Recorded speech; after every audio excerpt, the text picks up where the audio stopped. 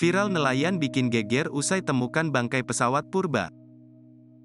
Nelayan Waru Kecamatan Paciran Lamongan dihebohkan dengan penemuan potongan bangkai pesawat yang diduga peninggalan Perang Dunia II, Minggu, tanggal 21 Mei tahun 2023.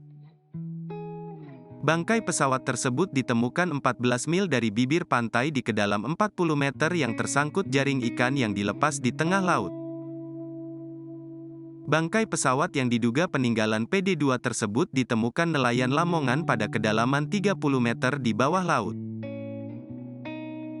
Sekretaris HNSI Lamongan, Mamun Murod mengatakan, bangkai pesawat tersebut ditemukan pertama kali oleh Miftah, warga RT 01 RW 03, Desa Weru, Kecamatan Paciran dalam kondisi yang sudah tak lagi utuh.